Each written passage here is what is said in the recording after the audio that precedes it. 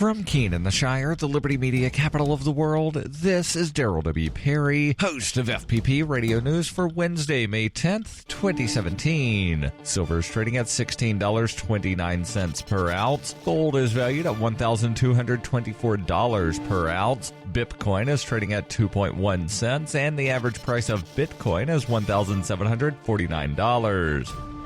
Antiwar.com reports Turkish President Recep Tayyip Erdogan was already making much of his plans to lambast President Trump during his D.C. visit last month, complaining about the U.S. provision of arms and military support to Kurdish factions that Turkey considers terrorist. That issue is going to be even bigger now, as President Trump has signed off on a plan to directly arm the Syrian Kurds with even heavier weapons than ever provided before, a move which the Pentagon was pushing as part of the Kurdish YPG's invasion of the Islamic State capital of Raqqa. The Kurds had already received a lot of weaponry and some limited armored vehicles from the U.S. before, and this move eliminates restrictions on what more will be sent, though so far it's not entirely clear what's going to end up going to the Kurds. Anything the Kurds get is likely to be used against NATO member Turkey, however, as Turkey has been attacking the YPG off and on over the past year, and the YPG has been firing back intermittently when the opportunity presents itself. The decision to arm them further amid this tension is likely to be chief among Turkey's objections.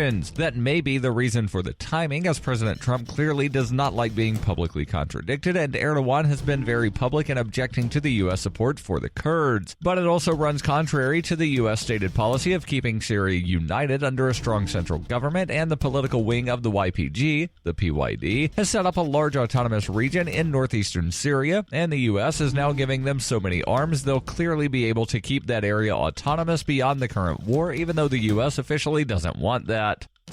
For nearly 40 years, Roberts & Roberts Brokerage has been a trusted source for buying and selling precious metals like gold and silver. They also take Bitcoin for precious metal purchases and have permanently removed the minimum purchase amount for all orders paid in the digital currency. Call Roberts & Roberts today for knowledgeable advice on buying and selling precious metals and a forward-thinking approach to new technologies. 800-874-9760 or visit online at rrbi.co.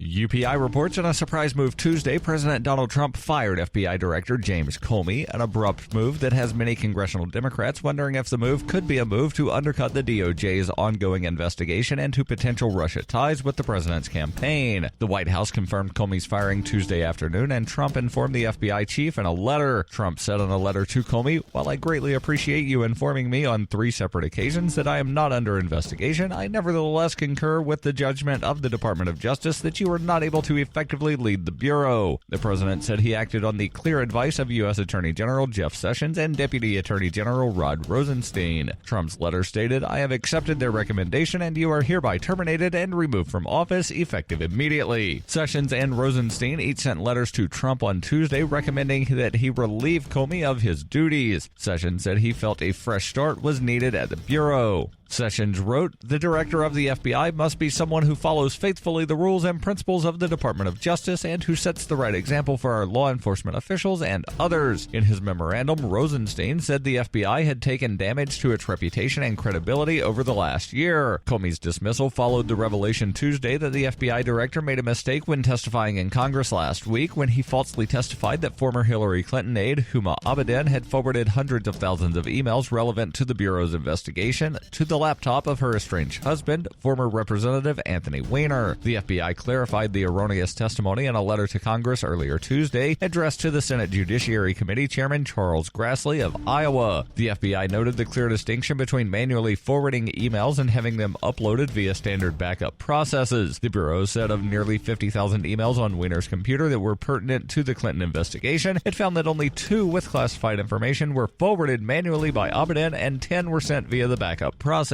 a substantial difference from Comey's claim of hundreds of thousands. The president's move Tuesday sent shockwaves through the Democratic Party, where many met news of Comey's firing with questions about its unusual timing and whether it might be aimed at the DOJ's Russia investigation. You can support FPP Radio by joining the Fans program. To learn more or to join the Fans program, visit fans.fppradio.com. That's fans.fppradio.com. This has been FPP Radio News, online at fppradio.com.